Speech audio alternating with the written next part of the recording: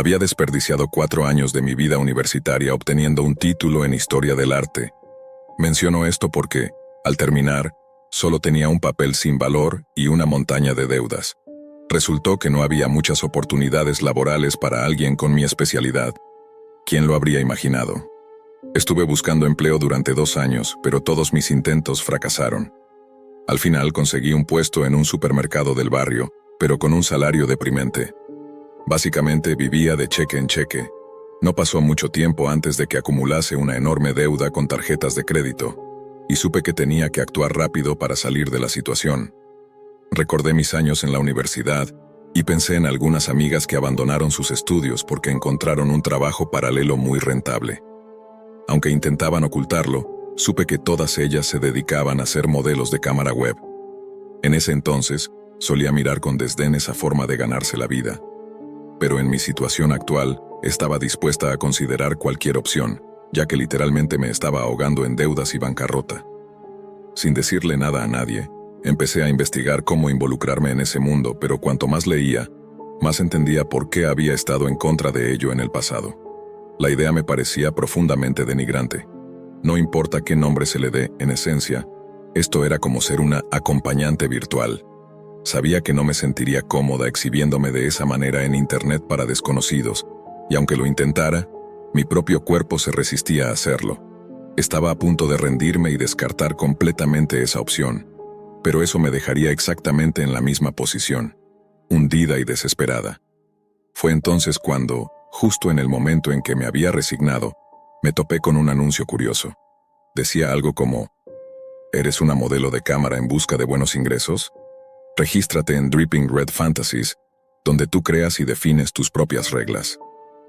Lo primero que llamó mi atención fue que la chica gótica del anuncio estaba completamente vestida. Esto me pareció fascinante porque hasta ese momento no había encontrado nada donde no tuviera que exponer mucha piel. Intenté hacer clic en el enlace, pero apareció un mensaje en mi navegador que decía: este navegador no puede acceder al enlace, prueba a usar el navegador Tor. En cuanto leí navegador Tor, recordé una conversación de mis días universitarios sobre la web oscura. Sabía que ese navegador permitía acceder a la Deep Web, y también sabía que nada bueno salía de ese lugar. Las numerosas historias aterradoras sobre ese espacio hablaban por sí solas, y todo mi cuerpo me decía que no lo hiciera. Sin embargo, mi desesperación me impulsó, porque veía una posibilidad de que este enlace fuera lo que necesitaba. No iba a detenerme ante nada para lograrlo, ya que literalmente estaba a un paso de quedarme sin hogar. Sin pensarlo demasiado, instalé el navegador Tor y de inmediato hice clic en el enlace. Fui redirigida a un sitio llamado Dripping Red Fantasies, y me mostraron una serie de videos extraños. Abrí uno de ellos y lo primero que vi fue a una chica, nuevamente, bastante cubierta. Ella sacó una aguja y perforó su piel, dejando que su sangre gotease por su cuerpo. Esta escena se repitió varias veces, pero noté que no se lastimaba en lugares peligrosos. A medida que exploraba más el sitio, me di cuenta de que los demás videos eran bastante similares. Todos involucraban sangre. En otro, una chica se bañaba con sangre falsa mientras hablaba de manera coqueta con su público. Estaba algo desconcertada, tratando de entender lo que veía. Todo indicaba que este sitio estaba destinado a satisfacer las fantasías de algunas personas relacionadas con el tema de la sangre. Lo más curioso era que las modelos que aparecían en estos videos no hacían nada sexual ni mostraban su cuerpo de manera explícita. Finalmente recordé haber leído en el pasado sobre un fetiche conocido como hematofilia, también llamado juego de sangre. Como su nombre indica, este fetiche se centra en la sangre, y las personas que lo tienen sienten atracción por su olor, textura o apariencia. Con esa información, todo cobró sentido, incluso el nombre del sitio, Dripping Red Fantasies. Al terminar de explorar, me di cuenta de que había encontrado justo lo que buscaba. Era perfecto para mí, ya que no tendría que desnudarme frente a una cámara. Lo único que el público deseaba ver en ese sitio era sangre, y yo no tenía ningún problema con las agujas ni con sacarme un poco de sangre. Esa noche me fui a dormir con una gran sonrisa, segura de que finalmente había encontrado la solución a mis problemas. A la mañana siguiente me registré en el sitio web de inmediato. No pasó mucho tiempo antes de que me convirtiera en creadora de contenido para ellos. Los ingresos que obtuve de mis videos fueron increíbles. Finalmente renuncié al supermercado y dejé de responder las llamadas de mi ex jefa, quien era mi vecina y me había dado el empleo con la intención de ayudarme, ya que conocía mi situación. Ella era una persona realmente amable y sabía que tenía buenas intenciones, pero en ese momento, todo lo que quería era concentrarme en grabar más y más videos, y por supuesto ganar más dinero. Las cosas iban de maravilla en la plataforma durante un tiempo, hasta una fatídica tarde de febrero. Ese día decidí publicar en el sitio web una nueva modalidad en la que aceptaría solicitudes personalizadas por parte de mis espectadores. Ellos podían pagarme una suma inmediata de dinero, a cambio de que cumpliera con sus peticiones. En esta nueva dinámica para Dripping Red Fantasies, recibí solicitudes como «Pínchate el dedo y unta la sangre en tus labios», o «Hazte un pequeño corte en los muslos y deja que la sangre corra por tus piernas». Honestamente, no tenía problema en cumplir esas peticiones, especialmente porque me pagaban cantidades considerables por hacerlo. Algunos de mis seguidores llegaban a gastar entre $600 y $1,000 por solicitud. Llevaba ya un tiempo realizando este tipo de contenido en vivo, y cada vez las solicitudes se volvían más extravagantes. A pesar de ello, la mayoría de las veces las aceptaba sin dudar porque estos seguidores realmente gastaban mucho dinero. Eso sí, me tranquilizaba saber que todos debían seguir las reglas que yo misma había establecido en mi perfil, donde dejaba claro lo que estaba dispuesta a hacer y hasta dónde podía llegar. Esto era algo que me encantaba de la plataforma. Yo tenía el control absoluto y podía trazar mis propios límites. Esa tarde continué con una transmisión en vivo como lo hacía regularmente, hasta que me cansé. Al final pregunté, ¿alguna última solicitud? Nadie respondió, así que asumí que todos estaban satisfechos. Estaba a punto de cerrar la transmisión cuando alguien con el nombre de usuario Bloody Tiger escribió, «Despóllate». Algo en esa solicitud me hizo fruncir el ceño. Respondí de inmediato, «Creo que te equivocaste de lugar. Consulta otro canal aunque dudo que alguien acepte esa petición». Estaba claramente molesta por lo morboso de su solicitud, así que intenté terminar la transmisión. Sin embargo, justo antes de apagarla, Bloody Tiger pagó $15,000 por su petición. Antes de que pudiera reaccionar, escribió, «Vamos, cariño, acabo de darte el mejor pago de tu vida. Seguro que nunca has visto tanto dinero junto. Vamos, hazlo por mí, te va a gustar. Confía en mí, solo quiero verte luchando mientras te revuelcas en tu propia sangre». Su mensaje me heló. Claramente estaba frente a un psicópata. Contesté con firmeza, «Te dije que no, sal de mi canal ahora». Su tono cambió al instante. Respondió con rabia, «Está bien, perra, no pensé que te echarías atrás después de todo ese dinero. Supongo que eres una idiota. Devuélveme mi dinero. Encontraré a alguien que sí tenga agallas para cumplir mi petición». Luego comenzó a darme instrucciones para devolverle el dinero, pero sabía que tenía razón en algo. No volvería a ver una cantidad así de grande en mucho tiempo. Además, no quería cumplir su retorcida fantasía, así que me encontré en un dilema. Pero algo estaba claro. No quería devolver ese dinero. Sin pensarlo demasiado, corté la transmisión antes de que pudiera hacer la devolución. Nunca antes había hecho algo así, pero asumí que él no podía hacerme nada, ya que no tenía idea de quién era yo ni dónde vivía. Siempre usaba un seudónimo para proteger mi identidad. Además, me tranquilizaba pensar que alguien que podía gastar $15,000 en una modelo de cámara probablemente tenía dinero de sobra. Esa misma noche eliminé mi cuenta en el sitio web y me fui a la cama pensando en todas las cosas que podría hacer con ese dinero. Por alguna razón, no me sentí culpable por haberle quitado esa cantidad. Me dije a mí misma que era una persona enferma y retorcida, y que lo merecía. Pasaron algunos días y parecía que todo estaba bien. Casi había olvidado lo sucedido, hasta que mi burbuja de tranquilidad explotó de la forma más violenta e inesperada. Era martes y acababa de regresar del supermercado. Mientras guardaba las compras en el refrigerador, sentí unas manos fuertes agarrar mi cuello y cubrir mi boca. En cuestión de segundos, fui lanzada violentamente al suelo. Todo sucedió tan rápido que apenas pude reaccionar, pero el miedo me invadió al ver a un hombre enorme frente a mí. Una sonrisa macabra adornaba su rostro cuando dijo, «Por fin te encontré, perra». Mi cuerpo se congeló del terror, porque reconocí su voz de inmediato. Era Bloody Tiger. Apenas tartamudeé cuando él añadió, Vaya, parece que no eres tan estúpida como pensé. Mientras trataba de procesar cómo me había encontrado, lo vi sacar un cuchillo con filo dentado de su bolsillo. Se acercó lentamente mientras me paralizaba el miedo. En un intento desesperado por salvar mi vida, balbuceé: «Por favor, lo siento. Todavía tengo tu dinero. Apenas lo he usado. Por favor, guarda el cuchillo. Podemos hablar como adultos». Él se rió con desprecio y respondió: «¿Hablar? ¿Hablar con una ladrona? Me negaste, luego me robaste y pensaste que podías escapar. Nadie se escapa del maldito Bloody Tiger». Intenté suplicarle: «Por favor, tengo tu dinero, te lo devolveré, te lo prometo». Estaba completamente desesperada y llena de pánico. Tartamudeé: «Tú ya tomaste ese dinero por la fuerza, así que es tuyo ahora». Él me interrumpió, sonriendo con una mirada macabra: «No estoy aquí por eso. Estoy aquí para obtener el valor de lo que pagué. Ya que no cumpliste mi solicitud, decidí venir a realizarla yo mismo». Su tono era tan perturbador que no dudé ni un segundo de que hablaba en serio.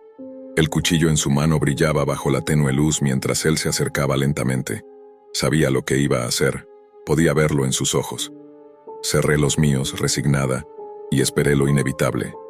De repente, sentí el filo del cuchillo hundiéndose en mi abdomen. Fue el dolor más desgarrador que jamás había experimentado. Instintivamente, abrí los ojos y llevé mis manos a la herida mientras veía cómo la sangre fluía a través de ella. Levanté la vista y lo miré, sintiendo cómo la debilidad se apoderaba de mí a medida que perdía sangre. Él, completamente fascinado, observaba el charco rojo que comenzaba a formarse. Se arrodilló, metió las manos en la sangre, como un niño emocionado jugando en el lodo, y luego las llevó a su rostro y boca, saboreándola. La escena era repulsiva. En un momento, mi cuerpo colapsó, y caí al suelo sintiendo mis fuerzas desvanecerse. Mientras yacía allí, al borde de la muerte, él comenzó a hacer algo aún más aberrante, algo que ni siquiera quiero describir. Traté de gritar, pero sabía que era inútil. No había nadie cerca que pudiera escucharme. El mundo a mi alrededor comenzó a desvanecerse, volviéndose oscuro. Irónicamente, hacía solo unas horas pensaba que tenía el control de mi vida, pero en ese momento, solo el arrepentimiento me consumía. Me decía a mí misma que, si hubiera mantenido mi trabajo regular y aprendido a estar satisfecha con menos, nada de esto habría sucedido. Había dejado que la emoción de ganar tanto dinero rápido me cegara, al punto de convertirme en una ladrona. Ahora, estaba pagando el precio por ello. Mientras mis ojos comenzaban a cerrarse, me sentí patética al darme cuenta de que la última imagen que vería antes de dejar este mundo era aquella grotesca y enferma escena. En ese limbo de conciencia, escuché un golpe sordo. Abrí los ojos apenas lo suficiente para ver como en cámara lenta a Bloody Tiger cayendo al suelo. Fue como una escena surrealista que mi mente apenas podía procesar.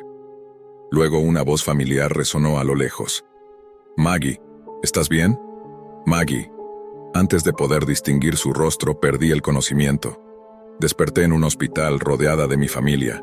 La policía entró a mi habitación para interrogarme, y les conté todo lo sucedido. Cuando terminaron, les pregunté quién me había salvado. Me dijeron que fue mi antigua jefa, la gerente del supermercado. Esa mujer era, sin duda, mi ángel de la guarda. Fue ella quien llamó a la policía. Esa tarde, como solía hacer, fue a verme para asegurarse de que estuviera bien. Al llegar se encontró con la aterradora escena y, sin dudarlo, tomó un palo de golf que estaba en la entrada y golpeó a mi agresor en la cabeza, salvándome la vida.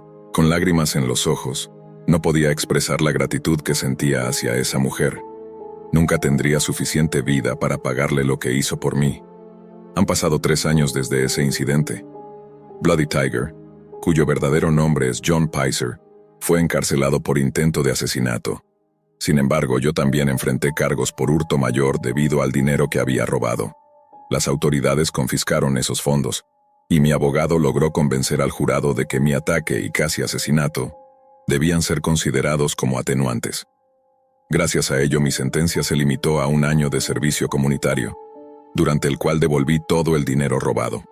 Cuando cumplí mi sentencia, volví a trabajar en el supermercado, al lado de la mujer que me salvó la vida. Mis padres comenzaron a apoyarme más, asegurándose de que no volviera a cometer un error como ese. Aunque ya no estoy ganando grandes cantidades de dinero, ahora estoy mucho más contenta. Aprendí una lección importante. Como muchas personas, estaba obsesionada con el dinero fácil y rápido, y dejé que eso arruinara mi vida. Ahora aprecio las cosas buenas con humildad y gratitud. Esa experiencia me enseñó el verdadero significado de la frase: el dinero es la raíz de todos los males. Hemos sido compañeros desde siempre, al menos desde que tengo memoria. Todavía puedo rememorar el primer día en que nos conocimos en el jardín de infantes, con 5 años. Yo llevaba puesta una camiseta de los Power Rangers, y León, mi mejor amigo, me dijo que él también los veía. Fue una amistad inmediata. Poco después conocimos a Simón y a Mateo, los otros 2 chicos del grupo. Desde ese momento nos volvimos inseparables. Con el paso de los años, habíamos hecho de todo juntos: campamentos, paseos en bicicleta, partidas en línea, maratones de películas. La típica vida de un grupo de chicos que creció en un vecindario tranquilo a las afueras de una ciudad en Estados Unidos. A medida que fuimos creciendo, nuestras actividades también cambiaron.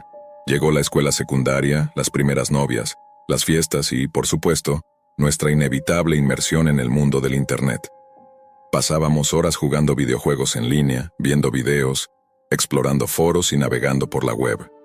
Sin embargo, había algo más allá de la superficie del Internet que siempre nos había despertado una gran curiosidad: la Deep Web. Todos habíamos oído hablar de la Deep Web, ese rincón oscuro de la red donde, según decían, podías encontrar cualquier cosa. Lo que al principio eran conversaciones superficiales sobre lo peligroso que sería entrar, poco a poco se fue transformando en algo que nos intrigaba. No sé en qué momento dejamos de verlo como una simple historia y comenzamos a considerar seriamente la idea de entrar. Tal vez fue la sensación de reto, de hacer algo prohibido, lo que nos atrajo, o quizás solo era una mezcla de aburrimiento y curiosidad. Recuerdo perfectamente el día en que León, con su característico tono algo atrevido, dijo: ¿y si nos metemos en la Deep Web? Al principio, Simón y Mateo se rieron, pero pronto sus sonrisas se convirtieron en ese brillo en los ojos que yo conocía muy bien. Era el brillo que siempre aparecía antes de hacer algo tonto pero emocionante. Yo, por mi parte, siempre había sido más precavido. No me gustaba asumir riesgos innecesarios, especialmente en un terreno que no dominaba. Pero como siempre, la emoción del grupo empezó a influenciarme. Fue León quien comenzó a investigar más a fondo. Pasó semanas hablando sobre la importancia de ser cautelosos, de ocultar nuestra dirección IP y de asegurarnos de no dejar ningún rastro. Aunque lo decía con seguridad, estoy seguro de que, en el fondo, ninguno de nosotros tenía idea de los peligros reales que podían acecharnos ahí. Pero, como suele suceder a nuestra edad, nos sentíamos invulnerables. No temíamos lo desconocido y no sabíamos lo que estaba por venir. Después de muchas noches hablando sobre la Deep Web, una tarde, León llegó emocionado. «Encontré algo», dijo, con una sonrisa nerviosa y llena de anticipación. Lo que había encontrado era un archivo en un foro extraño que prometía algo llamado «El viaje al país del nunca jamás». El nombre, por supuesto, llamó nuestra atención de inmediato. León nos explicó que, según la página, se trataba de una experiencia inmersiva, algo exclusivo y misterioso que solo unos pocos podían experimentar. El concepto era raro, ambiguo. Hablaba sobre liberar la mente y viajar a un lugar donde el tiempo no existía. No había más detalles, solo esa vaga y enigmática descripción. Fui el primero en mostrarme escéptico. No me sonaba bien. ¿Qué significaba realmente? Pero mis amigos, especialmente León, estaban fascinados con la idea. Lo veían como una especie de aventura virtual. Había una parte de mí que sentía curiosidad, pero otra parte me decía que no me involucrara en esa locura. Después de pensarlo un rato, les dije que no participaría, pero que me contaran después cómo había sido. No veía necesario meterme en algo tan extraño sin saber en qué me estaba metiendo. No obstante, León, Simón y Mateo estaban decididos. Esa misma tarde compraron el paquete. No fue complicado. Todo lo que necesitaban eran criptomonedas, las cuales ya sabíamos utilizar en otras transacciones menos peligrosas, como comprar videojuegos baratos. Así que, sin pensarlo mucho más, lo hicieron. Recuerdo cómo nos despedimos esa tarde. No fue una despedida dramática ni nada por el estilo, solo algo cotidiano. «Nos vemos mañana», dijo León con una sonrisa. Me despedí de ellos como cualquier otro día, esperando que al día siguiente me contaran sobre su viaje virtual. Los primeros días después de la compra no hubo mucho de qué hablar. Mis amigos no contestaban mis mensajes, pero al principio no me preocupé. Pensé que tal vez se habían emocionado tanto con la experiencia que se habían desconectado del mundo real por un tiempo. Era típico de León hacer ese tipo de cosas. Se sumergía completamente en algo y desaparecía por unos días. Sin embargo, después de una semana comencé a inquietarme un poco. No era normal que los tres estuvieran tan inactivos. Les escribí en nuestro grupo de chat, les envié mensajes privados, pero nada, no recibía respuesta. Al principio pensé que me estaban jugando una broma, una de esas elaboradas para hacerme preocupar y luego aparecer riéndose de mi paranoia. Pero tras casi 10 días sin ninguna respuesta, la preocupación empezó a instalarse profundamente en mi mente. Decidí hablar con la hermana de León. Siempre habíamos sido cercanos, y ella solía estar al tanto de lo que él hacía. Le pregunté si sabía algo sobre su hermano, esperando que me dijera que estaba ocupado o que había salido de la ciudad. Sin embargo, lo que me dijo me dejó helado. León se fue de viaje, comentó casualmente como si fuera lo más normal del mundo. Le pregunté a dónde había ido y su respuesta me inquietó aún más. No estoy segura, pensé que tú también ibas con ellos. Esas palabras resonaron en mi mente. De viaje. No habíamos hablado de ningún viaje. ¿Qué tipo de viaje era este? Le insistí un poco más, pero no parecía saber mucho. Solo que León le había dicho que se iría por un tiempo, sin especificar cuánto. Tampoco mencionó a dónde. Era extraño, pero lo más inquietante de todo es que parecía que Simón y Mateo también habían hecho lo mismo. Sus familias tampoco sabían nada concreto. Todos asumían que se habían ido juntos, como hacíamos a veces cuando íbamos a acampar o a explorar algún lugar fuera de la ciudad. Pero esta vez nadie sabía nada específico, y lo peor de todo, no habían dejado ningún rastro de a dónde podrían haber ido. Una semana se convirtió en un mes. Intenté mantener la calma diciéndome a mí mismo que volverían pronto, que todo era una broma o una exageración. Pero no podía evitar sentir que algo estaba terriblemente mal. Cada día que pasaba sin noticias de ellos, la preocupación se transformaba en miedo. Recuerdo cuando fui a la casa de Simón, su madre me recibió en la puerta con una sonrisa nerviosa. ¿Sabes algo de Simón?, me preguntó, y su voz temblaba ligeramente. No sabía qué decirle. Intenté tranquilizarla, asegurándole que seguramente estaban bien, que solo se estaban tomando un tiempo para ellos, pero sabía en el fondo que eso no era cierto. Algo más estaba pasando. 2 meses se convirtieron en 3, y luego en 4. Nadie sabía nada. Las familias de mis amigos habían presentado denuncias de desaparición, pero las investigaciones no daban resultados. La policía parecía confundida. Los chicos simplemente habían desaparecido. Ninguna de sus cuentas bancarias había sido utilizada. No había señales de ellos en redes sociales, ni actividad en sus teléfonos. Era como si se los hubiera tragado la tierra. Cuando pasaron 6 meses, la desesperación comenzó a instalarse en todos. Las familias de León, Simón y Mateo ya no sabían qué hacer. Yo me culpaba a mí mismo por no haber hecho más, por no haber intentado detenerlos o por no haber ido con ellos. Pero había algo en todo esto que no encajaba. Ese viaje al país del nunca jamás no era lo que parecía. Pasaron 8 años, 8 largos años, y aún no se sabe nada de ellos. La denuncia sigue en pie. Los casos siguen abiertos, pero no hay novedades. Las familias se han resignado, aunque el dolor nunca se ha ido. A veces, cuando camino por el parque donde solíamos jugar cuando éramos niños, me pregunto qué habrá sido de ellos. ¿Están vivos? ¿Siguen en ese supuesto viaje? O peor aún, ¿se han ido para siempre atrapados en algún rincón oscuro de la Deep Web sin posibilidad de regresar? Nunca lo sabré con certeza. Lo único que sé es que, desde aquel día, no puedo mirar una pantalla sin sentir un nudo en el estómago. Hola, soy un hombre de 22 años y acabo de terminar mi maestría en la universidad.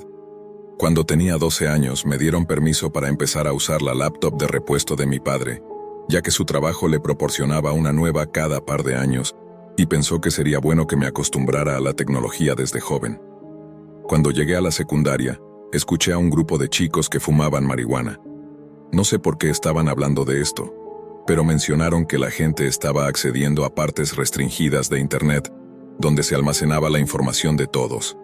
Entonces decidí investigar en línea y descubrí la Deep Web, lo que muchos conocen como la web profunda.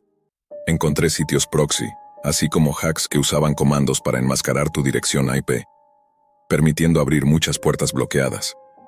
Pasé la mayor parte de mis últimos años de adolescencia haciendo este tipo de cosas en línea, usando algunos foros como Rat. Para hablar con personas que básicamente hacían lo mismo que yo. No tenía muchos amigos fuera de Internet, así que sí, la red era mi refugio, y me volví bastante bueno en adaptarme. Usaba 3 alias diferentes, pero solo un amigo cercano en línea sabía que todos eran yo.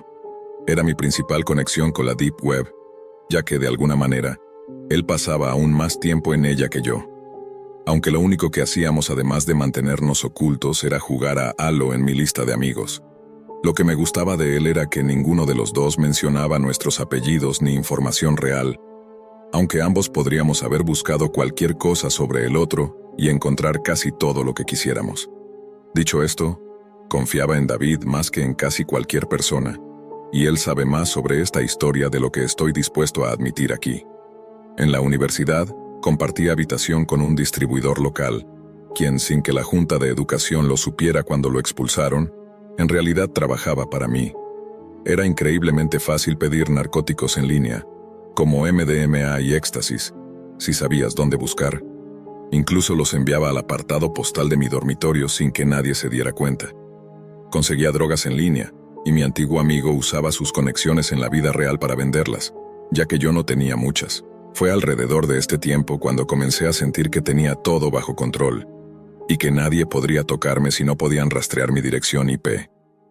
En mi segundo año de biomedicina, me metí en cosas realmente estúpidas. Un idiota comenzó a compartir videos snuff en línea que hacían que la película más perturbadora que hayas visto pareciera completamente normal. Por eso, solo usaba los enlaces que encontraba yo mismo, o, más a menudo, los que David me daba. Pasé días, literalmente días, maravillado por todas las locuras que la gente podía hacer. El gobierno había cerrado sitios principales como Silk Road y Mad Onion, pero esos eran los únicos de los que los idiotas en línea parecían darse cuenta. Otros hackers me enviaban mensajes en foros pidiéndome sitios para conseguir marihuana y otras cosas, lo cual era tan simple como señalarles la dirección. La universidad afirmaba monitorear el tráfico de Internet para detener a las personas que hacían cosas extrañas en línea, después de enterarse de que estaban hackeando cuentas de estudiantes y arruinando horarios en línea. Pero te garantizo que no hacían absolutamente nada contra quienes realmente lo hacían. Nota: no estoy confesando haber hecho ninguna de estas cosas, solo sé exactamente qué personas lo hicieron. Para mi tercer año, había hecho suficiente dinero para tener una configuración con varias pantallas, lo que hacía que desencriptar sitios fuera mucho más rápido para mí, ya que podía leer 200 barras sin tener que desplazarme por la pestaña. De hecho, me había vuelto bastante bueno en eso. Tenía que serlo, dado que estaba explorando algunos sitios muy perturbadores. Para ser honesto, incluso hablaba en chats con algunos de los administradores a cargo de ellos. Te sorprendería lo normal que puede parecer un administrador de un sitio web de la Deep Web, si no supieras que también tiene un trabajo diurno. Mi curiosidad, aunque realmente estúpida, me llevó a algo peor.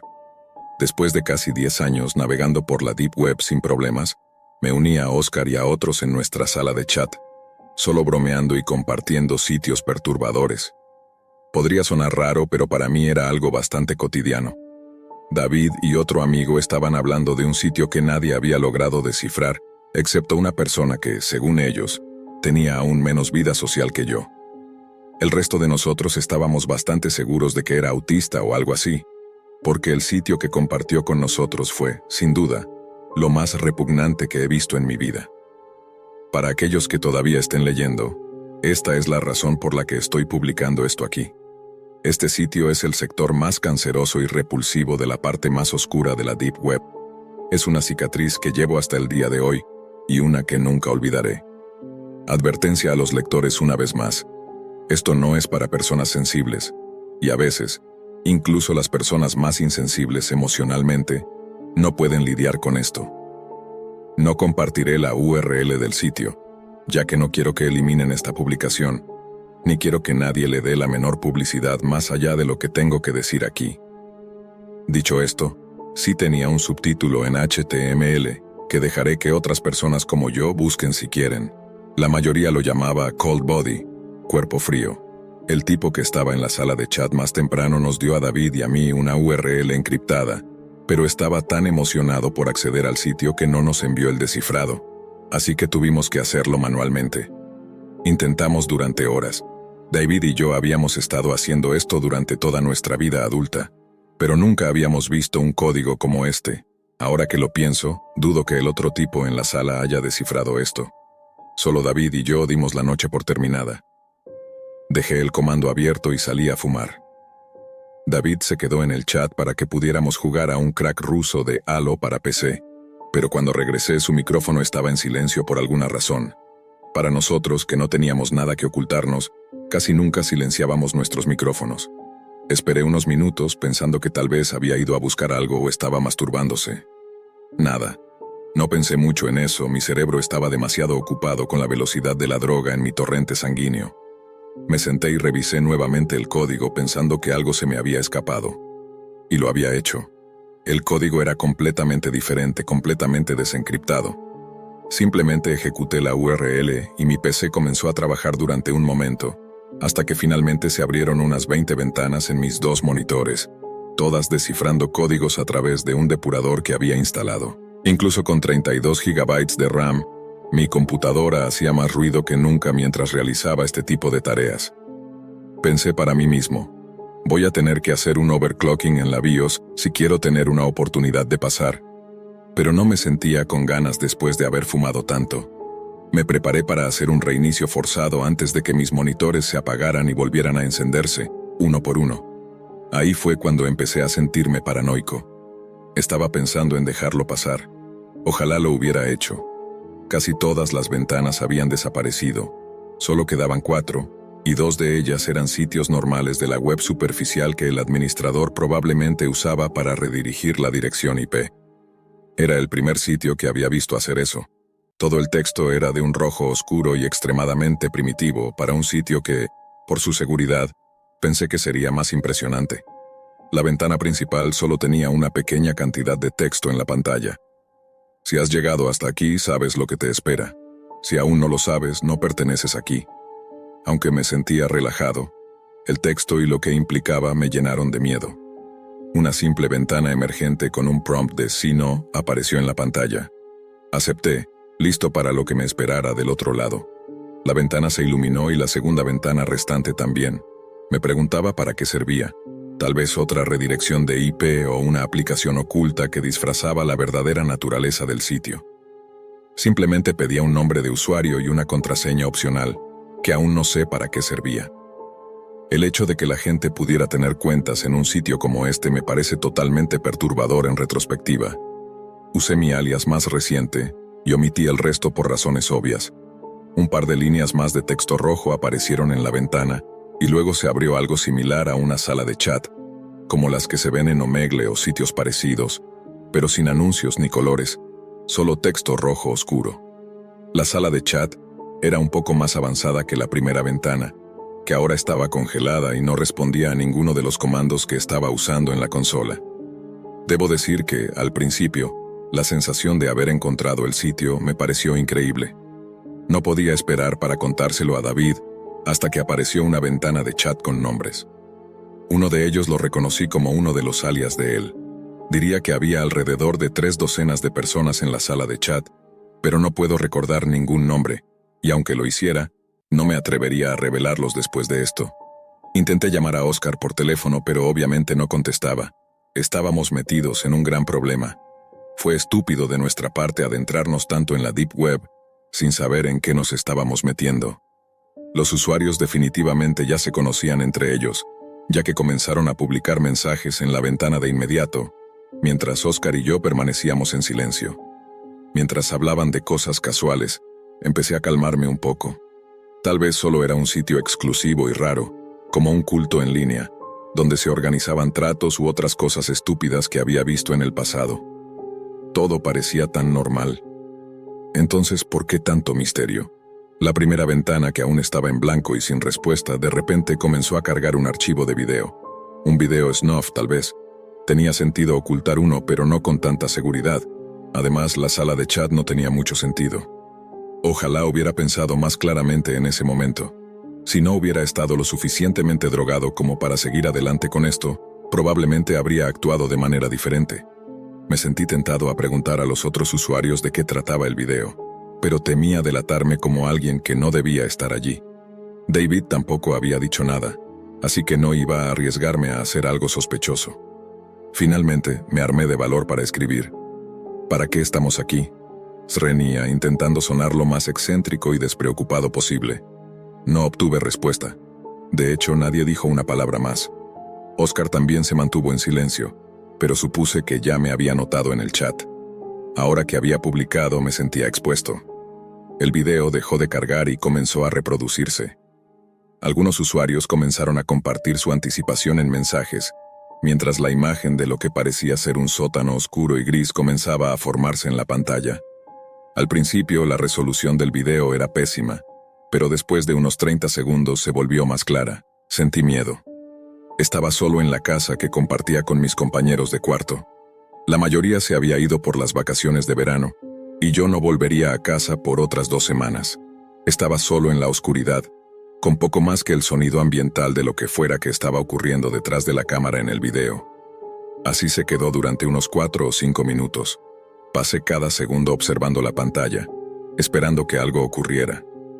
Finalmente, un hombre entró en escena sosteniendo una pizarra blanca con letras extranjeras escritas en ella, junto con las palabras Cold Body, cuerpo frío, en la parte inferior. El tipo era aterrador de mirar, bastante corpulento, con una barba que solo podría describirse como la de un motero. El hombre habló, pero al principio no entendí lo que decía. Parecía estar hablando en chino, o eso pensé, aunque no lo sé con certeza. No soy lingüista. Afortunadamente para Oscar y para mí, había otra persona junto a él que hablaba en un inglés entrecortado. «Hola, usuarios.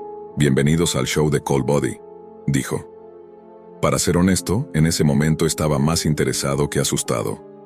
El video parecía algo que podría valer la pena mostrar a otros.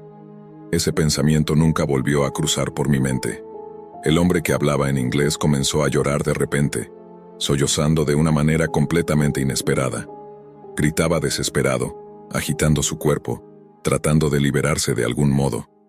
El hombre de la pizarra le gritó en chino antes de que otra persona entrara en escena con una pistola y se la pusiera en la cabeza. Antes de que pudiera darme cuenta de que era un arma, el hombre disparó. Pero no se detuvo ahí. Presionó el cañón contra la sien del tipo y disparó de nuevo, y luego una vez más. Cada disparo hacía que salpicaran más sangre y lo que parecían ser pedazos de cráneo. Al principio pensé que era un simple video de impacto, como los que se encuentran en sitios turbios. No era nada fuera de lo común. Pero cuando volví a mirar la ventana del chat, los usuarios estaban hablando sobre lo que deberían hacer a continuación. Todos escribían en diferentes idiomas, pero casi todos los mensajes en inglés decían, «Dispárale de nuevo». Fue entonces cuando me di cuenta. No estaba viendo un video de impacto ni una película snuff oculta detrás de una maraña de proxies. Estaba viendo una transmisión en vivo. Todos lo estábamos. Escribí furiosamente en el chat. ¿Qué diablos están haciendo, malditos enfermos? Pero los textos no respondían. Estaban inundados de mensajes en idiomas que no podía entender. Otro prisionero fue arrastrado frente a la cámara. Esta vez, era una mujer. Ya estaba sollozando y tratando de liberarse de las cuerdas que ataban sus tobillos y muñecas. Estaba completamente desnuda y cubierta de moretones y cortes. No hice nada más que esperar lo inevitable. El hombre le disparó, y vi cómo su cuerpo caía inerte al suelo. Las personas en el chat vitoreaban y pedían más. Alguien tomó la cámara y la movió hacia una mesa de metal cubierta con una lona. El cuerpo de la mujer fue arrastrado por el cabello y colocado en la mesa. Lo que sucedió a continuación es algo que no creo que el mundo deba saber. Lo único que diré es que el cuerpo fue colocado sobre la mesa como lo haría un cirujano antes de operar a alguien.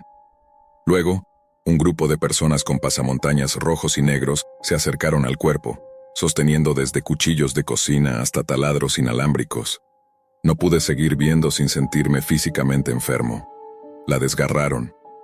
Casi vomité sobre mi teclado, pero logré controlarme antes de que eso sucediera. Mi corazón latía desbocado. Toda la situación era un completo desastre, y yo estaba demasiado inmerso en ella.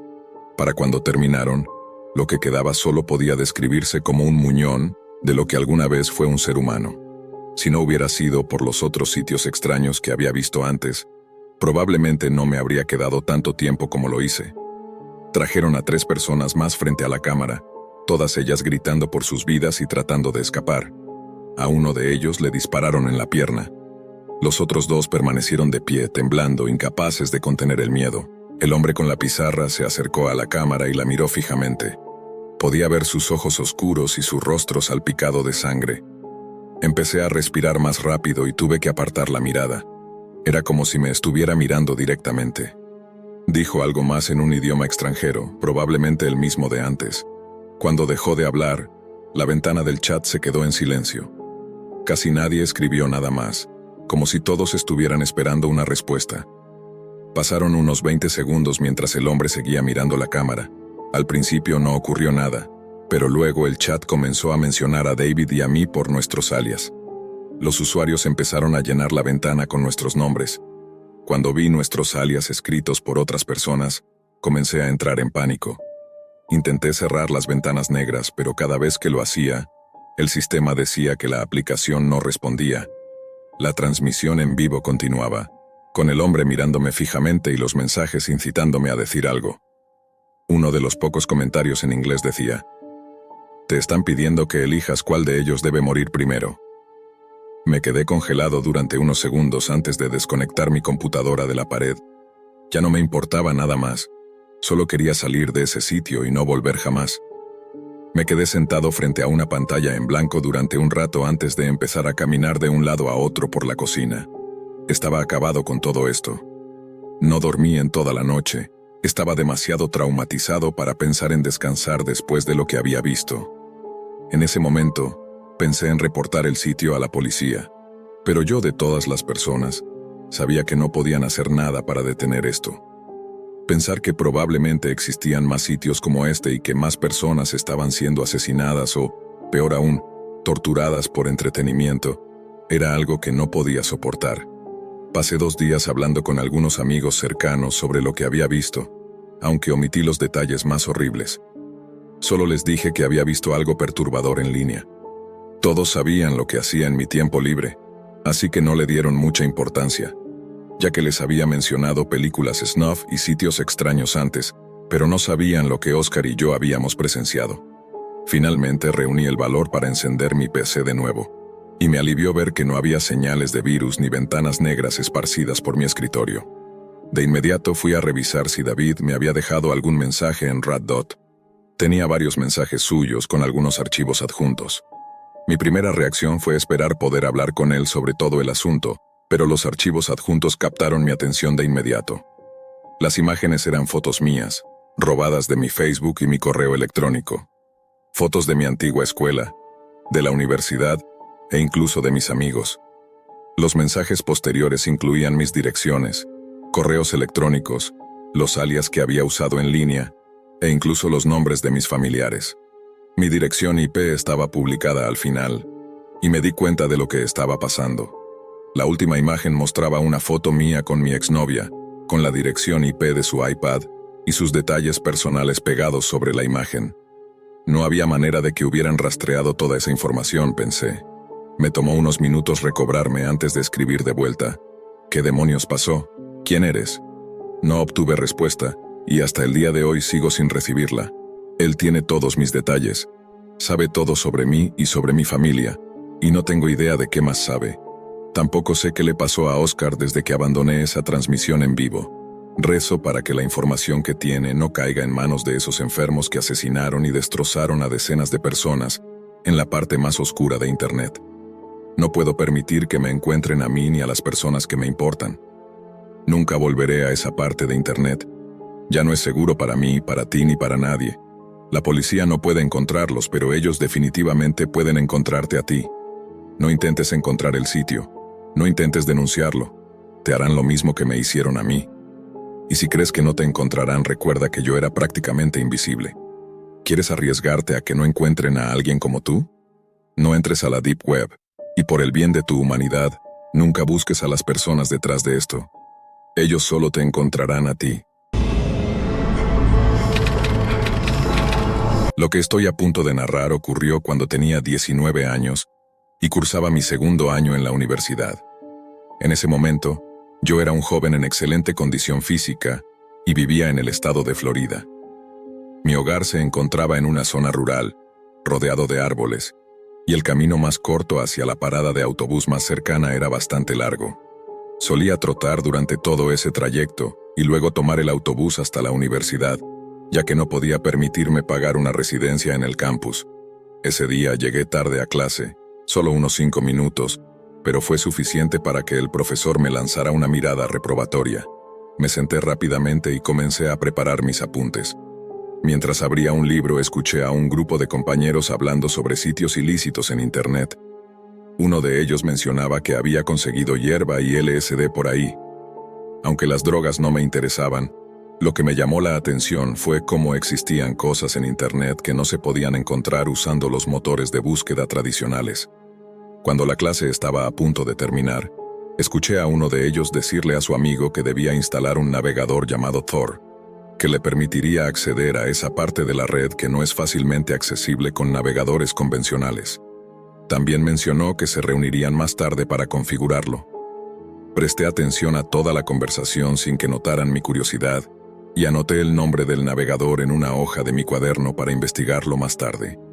Al finalizar mis clases, regresé a casa siguiendo mi rutina habitual: trotar hasta la parada de autobús, tomar el transporte hasta la estación más cercana y correr el resto del trayecto.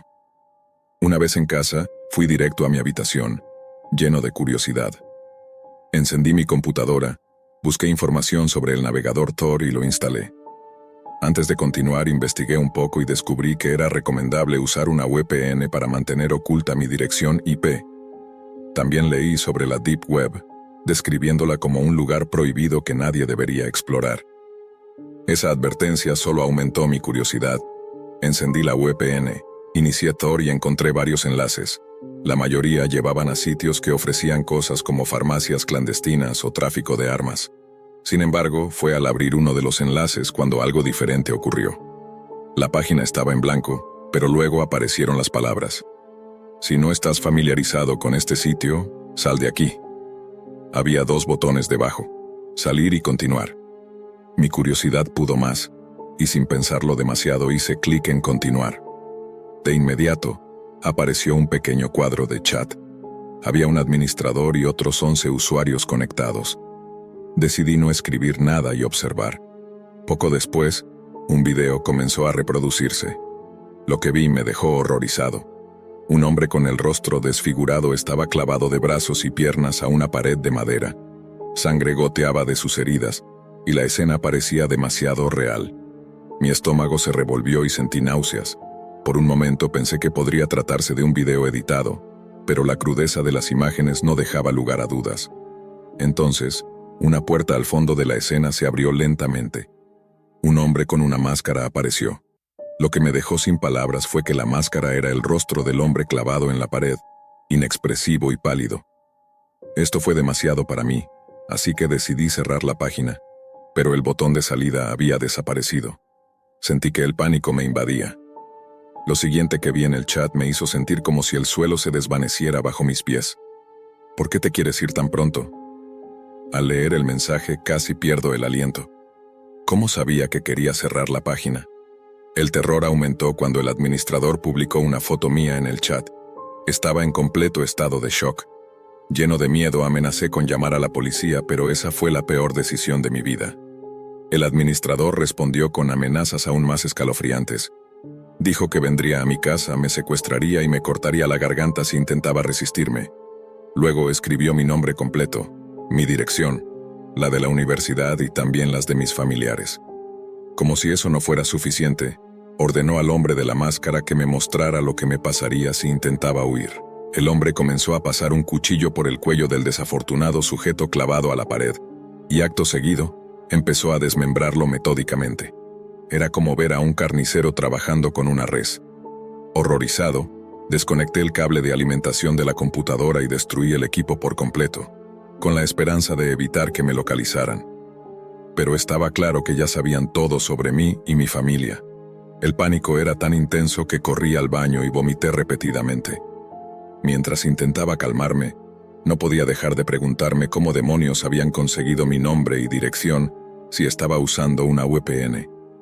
Estaba perdido en esos pensamientos aterradores cuando sentí un zumbido en mi bolsillo, sobresaltándome de inmediato. Era mi teléfono. Al sacarlo vi que el identificador de llamadas estaba en blanco. Sin pensarlo colgué la llamada, pero lo que ocurrió después me dejó sin aliento. Recibí un mensaje de texto que decía: «Tú eres el próximo». Mi corazón comenzó a latir de forma descontrolada. Un sudor frío recorría mi rostro, y mis manos y piernas temblaban sin control. Aquellas palabras eran como una sentencia de muerte. Viendo lo que había pasado la noche anterior, entendí que esto no era una amenaza que pudiera tomar a la ligera. Durante las siguientes horas, mantuve una pistola de 9 milímetros escondida en mi casa por si intentaban cumplir su promesa. Pasé toda la noche en vela, sintiendo que alguien estaba acechándome, esperando el momento perfecto para actuar. Eventualmente el cansancio me venció, pero por suerte no pasó nada esa noche. Al día siguiente me desperté con una mezcla de nerviosismo y cansancio. Intenté seguir mi rutina normal, aunque tomé precauciones adicionales. Aseguré todas las puertas y ventanas de mi casa antes de salir, algo que ya solía hacer, pero ese día lo hice con más cuidado.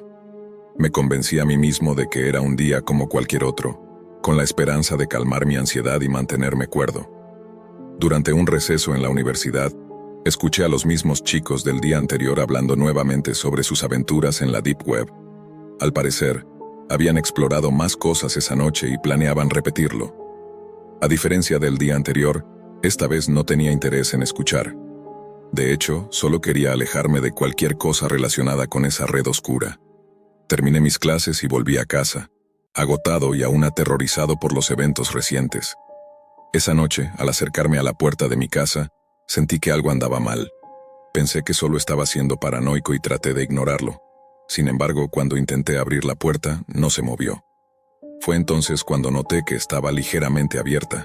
Un escalofrío recorrió mi espalda mientras intentaba racionalizar la situación. Tal vez me olvidé de cerrarla antes de salir, considerando lo agotado y alterado que estaba. Entré, cerré la puerta tras de mí, y de inmediato sentí como si algo o alguien me estuviera observando. Lleno de inquietud, corrí hasta mi habitación, tomé mi pistola y comencé a revisar la casa. Abrí los armarios, revisé debajo de las camas y cada rincón donde alguien pudiera esconderse, pero no encontré nada. Intenté convencerme de que mi paranoia era producto de la falta de sueño. Tomé una ducha rápida y me acosté. Sin embargo, no pasó mucho tiempo antes de que algo me despertara. Me sobresalté con el sonido de un crujido y un golpe seco que provenía del baño. Mi corazón comenzó a latir con fuerza, y lo primero que pensé fue que el extraño de la Deep Web finalmente había venido por mí. Repasé mentalmente si había asegurado todas las puertas y ventanas. Estaba seguro de que lo había hecho, pero los pensamientos oscuros no dejaban de invadir mi mente. Armándome de valor, tomé la pistola que guardaba debajo de la cama y caminé lentamente hacia el baño. Mi respiración era pesada y mi mente estaba llena de imágenes aterradoras. Llegué a la puerta, la abrí de golpe y apunté en todas direcciones, listo para disparar a cualquier intruso. Pero no había nadie allí. Lo único que encontré fue una nota pegada al espejo, escrita en mayúsculas y con lo que parecía ser sangre. Decía: «Mira afuera», con el corazón en un puño. Fui hacia la ventana y aparté ligeramente la cortina. Mi pavor aumentó al ver una figura oscura de pie junto a un árbol. Antes de que pudiera procesarlo, otras dos figuras sombrías emergieron de detrás de otro árbol. «Santa Madre de Dios», susurré para mí mismo, mi voz apenas audible. Sin perder tiempo, agarré mi teléfono y marqué al 911 mientras corría escaleras abajo, asegurándome de que todas las puertas estuvieran cerradas. Miré nuevamente por otra ventana, y lo que vi casi me paralizó. Otras 4 figuras salieron de entre los árboles. En total, había 7 personas acechando mi casa. El operador finalmente contestó, y con voz temblorosa y entrecortada le expliqué mi situación. Me pidió que le diera mi dirección y se la proporcioné de inmediato. Pero mientras estaba hablando, un golpe ensordecedor resonó en mi puerta principal. No necesitaba mirar. Sabía exactamente quiénes eran. De repente, una voz grave y amenazante gritó desde el otro lado: «Abre la puerta, no lo hagas más difícil». Mi miedo se transformó en pánico absoluto, pero traté de sonar firme al responder: «Lárguense de aquí, ya llamé a la policía, vienen en camino y estoy armado. Si intentan entrar, dispararé al primero que vea». Mi voz temblaba, pero intenté parecer intimidante. Sin embargo, lo que ocurrió después borró cualquier esperanza de seguridad que pudiera haber tenido. Escuché cómo los hombres rompían las ventanas y entraban a mi casa, el ruido de sus botas resonando fuerte contra el suelo de madera. En ese momento, comprendí que no tenía más opciones. Mi única posibilidad de sobrevivir era correr hacia el baño y encerrarme allí. No había manera de enfrentar a 7 hombres por mi cuenta, incluso con un arma. Mi única esperanza era resistir hasta que la policía llegara. Encerrado en el baño de mi habitación, escuché los pasos de los intrusos subiendo lentamente las escaleras. Cada crujido del piso hacía que mi corazón latiera con más fuerza. Sabía que el momento decisivo se acercaba. Pensé que, si ese era mi fin, no me iría sin pelear. Grité con todas mis fuerzas que estaba armado y que abriría fuego contra cualquiera que intentara entrar. Los pasos se acercaban cada vez más. Oí cómo empezaban a golpear la puerta de mi habitación para derribarla. Sabía que, una vez dentro, sería el final. Empuñé mi arma y me preparé mentalmente para lo peor. En mi mente solo pensaba en una cosa: llevarme a cuantos pudiera conmigo y reservar una bala para mí. No permitiría que esos monstruos tuvieran el gusto de torturarme como lo hacían con sus víctimas. Prefería morir rápido y con dignidad antes que ser otra de sus macabras historias. Sin embargo, el destino tenía otros planes. Justo cuando parecía que todo estaba perdido, el sonido de sirenas rompió el silencio. Las luces rojas y azules comenzaron a colarse por la ventana del baño. Las sirenas sonaban cada vez más fuertes. Al escucharlas, los hombres se detuvieron de inmediato. Sin perder tiempo, corrieron escaleras abajo y escaparon a toda prisa por las ventanas rotas, internándose en el bosque detrás de mi casa. Los oficiales de policía, al ver a los hombres huyendo hacia el bosque, enviaron a un par de agentes con perros entrenados para perseguirlos. El resto entró rápidamente a mi casa, buscando asegurarse de que estuviera a salvo. Por fortuna, seguía vivo. Tenía algunos rasguños y moretones, resultado de haberme movido desesperadamente por la casa tratando de encontrar un lugar seguro. Pero contra todo pronóstico había sobrevivido. Después de ser rescatado, la policía me ofreció protección. Sin embargo, menos de 4 días después, ya me había deshecho de todas mis pertenencias y me había mudado de estado. Ahora vivo en California, donde he comenzado una nueva vida. Nunca más volví a enfrentar algo similar a lo que ocurrió aquella noche. Lo último que supe del caso es que lograron capturar a 3 de los hombres. Según las autoridades, la organización criminal a la que pertenecían tiene al menos 8 miembros más que aún están siendo buscados. Por lo que se sabe, estos individuos operan exclusivamente en la Deep Web, y su alcance y actividades continúan siendo investigados. A pesar de todo, estoy profundamente agradecido de haber salido con vida. Si pudiera retroceder en el tiempo, jamás habría entrado a la Deep Web. Fue un error que casi me cuesta todo. Si tú estás pensando en adentrarte en ese mundo oscuro, te recomiendo que lo pienses 2 veces. Puede que tú también termines arrepintiéndote de haberlo hecho.